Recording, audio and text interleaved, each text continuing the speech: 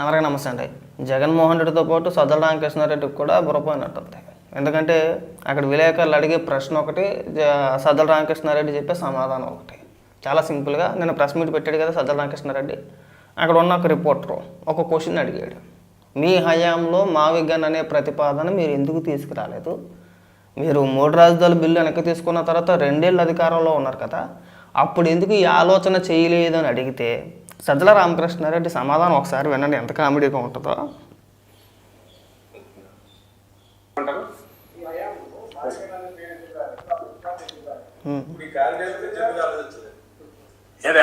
మా హయాంలో కారిడార్ గురించి ఎందుకు చెప్తున్నారు కదా, వైజాగ్ ఆప్షన్ అనేది మనం ఈ స్టేట్ లో అది ఒకటి ఉంది అనుకుంటే, వైజాగ్ అనేది కూడా పార్ట్ ఆఫ్ ఏపీ అనుకుంటే, వైజాగ్ మించిన సిటీ ఏదన్నా ఉందా? మనకున్న అన్ని రకాలుగా ఫస్ట్ నంబర్ 1లో వచ్చే సిటీ ఏదైనా చెప్పుకోగలిగిందంటే వేరే ఉందా? పోనీ ఈరోజు చంద్రబాబు నాయుడు గారు ఏమన్నా వేరే ఉందని చెప్పగలుగుతున్నాడా? ఆయన తెస్తున్న పెద్ద పెద్ద సాఫ్ట్వేర్ కావచ్చు, ఇంకోటి కావచ్చు, ఎక్కడిస్తున్నాడు? 99% ల్యాండ్ ఎక్కడిస్తున్నాడు? ఎందుకు ఇక్కడ పట్ల వాళ్ళు ఎందుకు ఇక్కడ రావట్లే? మరి రివర్ ఒడ్డున ఉంది, మరి ఎందుకు రావట్లే ఇక్కడ? వాళ్ళు ఎందుకు అక్కడ అడుగుతున్నారు? చంద్రబాబు నాయుడు గారు ఎందుకు అక్కడ వైజాగ్ ఇస్తున్నాడు? ఆయన అదే చెప్తున్నాడు. ఏం చెప్పారు?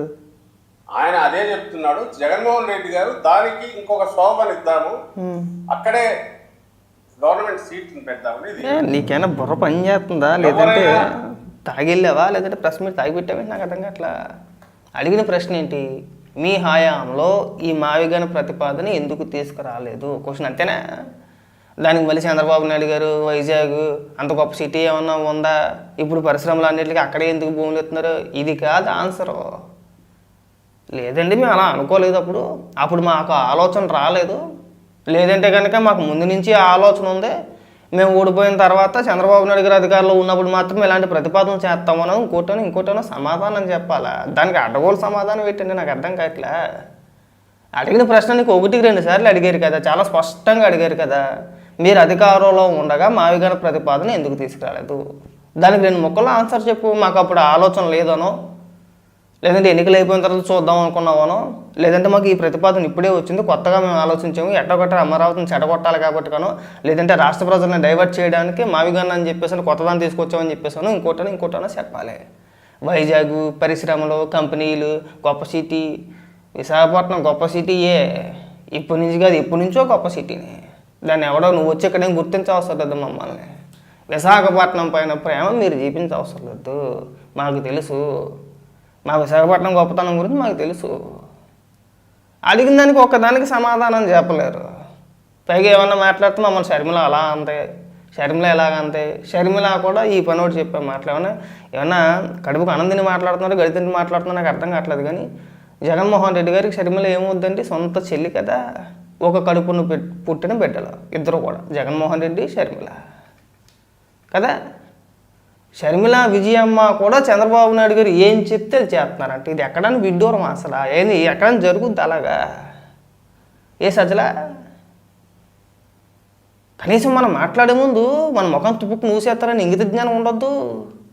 మొత్తం నిన్నటి నుంచి అదే పట్టుకున్నారు. షర్మిల గారు బయటకు వచ్చి నిజంగా షర్మిల దెబ్బకి పిచ్చెక్కినట్టుంది మన వాళ్ళకి. షర్మిల బయటకు వచ్చి ఒక కొత్త స్లోగన్ చెప్పుకొచ్చింది. అట్టా కాదు, మీ పేర్లు ఎలాగా గన్నం గొడ్డలు ఎలాగా కామన్గా ఉంటాయి కదా, పులివెందులకి ఏదో పేరు చెప్పింది, అవి గొడ్డలేని పెట్టండి బాగుంటుంది అని చెప్పేసి ఆవిడ ఒక మాట అంది. ఆ మాట అన్నాక నుంచి దిమ్మ తిరిగిపోతుంది వీళ్ళందరికీ కూడా. కక్కలేక మెంగలేక ఏమనలేక అటు తిరిగి చంద్రబాబు నాయుడు గారి మీద నెట్టేసే ప్రయత్నాలు చేస్తున్నారు.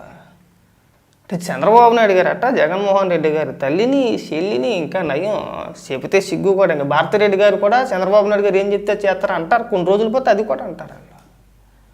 ఉండొద్దా అండి మనకైనా కానీ ఇంత జ్ఞానం ఉండొద్దా? మీకేదో కుటుంబ కలహాలు ఉన్నాయి, మీకేదో గొడవలు ఉన్నాయి, ఏదో ఆస్తి తాగదాలు, చెల్లెలు ఆస్తి దొబ్బేసాడని చెప్పేసి చెల్లి అంటుంది. దానికి మద్దతుగా విజయమ్మ గారు కూడా చెప్తున్నారు, జగన్మోహన్ రెడ్డి నా మనవరాలు అంటే షర్మిల కొడుకు కూతురు ఇద్దరికి కూడా అన్యాయం చేసాడని చెప్పేసి అని. షర్మిలకి అన్యాయం చేసాడు, పిల్లలకి అన్యాయం చేసాడని చెప్పేసి విజయమ్మ గారు ఏకంగా మొన్న ఒక లేఖ రిలీజ్ చేశారు. లేఖ రిలీజ్ చేయగానే షర్మిలకి దిమ్మ తిరిగే కౌంటర్లు అని చెప్పేసి సాక్షిలో ప్రెస్ మీట్లు పెట్టించి తిట్టించేశారు విజయమ్మను కూడా. ఇంతకన్నా దరిద్రం ఎక్కడైనా ఉంటుందండి? ఏంటి ప్రపంచంలో ఎవడైనా సరే సొంత తల్లిని తన పార్టీ నాయకులు తిట్టిస్తాడా? జగన్మోహన్ రెడ్డి తిట్టించాడు. పైగా దానికి తోడు కొంతమంది పోరంబోక ఎదవలో ఆ కారుమూరి వెంకటరెడ్డి లాంటి వాడు వచ్చి అడైతే మరీ దారుణం వాడు. విజయమ్మ గారికి షర్మిల గారికి ప్రాణహాని ఉందట, అది చంద్రబాబు నాయుడు గారి నుంచి ఉందని చెప్పేసి ఆడేది పిచ్చిగా వాగేస్తున్నాడు. నాకు 2018 ముందు అనుకుంటా కోడికత్తి సంఘటన ముందు, కోడికత్తి సంఘటన జరిగిన తర్వాత కూడా సేమ్ జగన్మోహన్ రెడ్డి ఇలాగే ప్రచారం చేయించుకోడు.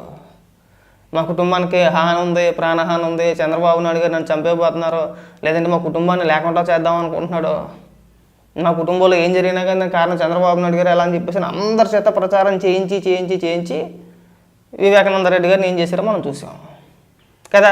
కరెక్ట్గా సంవత్సరం ముందు నుంచి మొదలెట్టారు ప్రచారం. ఈ ప్రచారం మాట మాకు ప్రాణహాని ఉంది అని చెప్పేసి వాళ్ళే లేపేసుకుని చంద్రబాబు నాయుడు గారి చేతిలో కత్తెట్టేశారు. కోడికత్తి వాళ్ళే చేయించుకున్నారు. ఇవన్నీ మనకి ప్రత్యక్షంగా కనబడుతున్నాయి.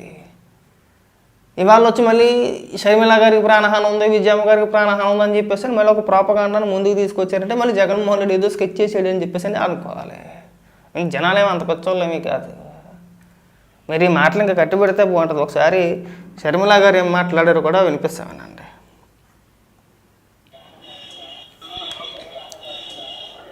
మావి గన్నట అమరావతి బదులు మావి గన్ అంటున్నారు. ఇక పులివెందుల బదులు ఆవి గొడ్డలి అంటే సరిపోతుంది.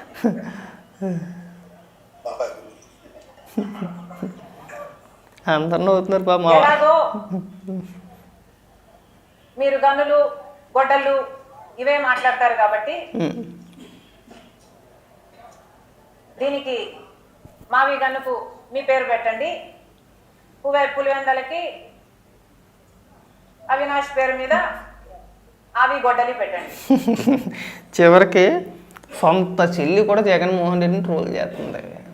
ఇలా బాధ అదే. ఎందుకని ఇప్పుడు మనం ట్రోల్ చేయకుండా ఉండాలంటే ఏం చేయాలి?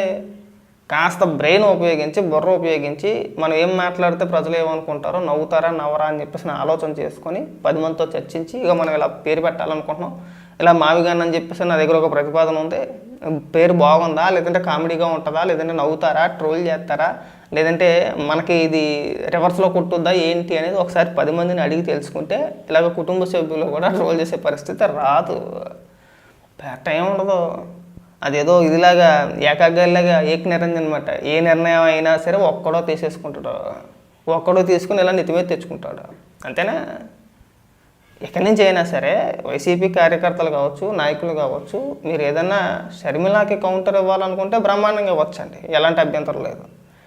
కానీ మరి అసహ్యంగా చంద్రబాబు నాయుడు గారు ఏం చెప్తే అది విజయమ్మ షర్మిల మాట్లాడుతున్నారో, చంద్రబాబు నాయుడు గారి చేతిలో కీలు బొమ్మలు ఇలాంటి పదాలు వాడమాకంటే చాలా ఇబ్బెట్టుగా, చాలా చిరాగ్గా, మాకు సిగ్గేస్తుంది చెప్పుకోవడానికి. అది అంటే మీకు తెలియట్లేదేమో కానీ ప్రజల్లోని చిచి ఈడేటరా బాబు, సొంత చెల్లిని తల్లిని కూడా చంద్రబాబు నాయుడు గారు ఏం చెప్తే చేస్తారని చెప్పేసి అని మాట్లాడుతున్నారా? చెల్లి మెచ్చుకోదు, తల్లి మెచ్చుకోదు, ఇంట్లో కుటుంబ సభ్యులే ముఖం మీద తుప్పుకు నూసేస్తారు. అలాంటిది మనం ఎందుకు నమ్మాలని చెప్పేసి ఆలోచనలోకి వెళ్ళిపోయారు ఆల్రెడీ. మీరు షర్మిల అని విజయమ్మ గారిని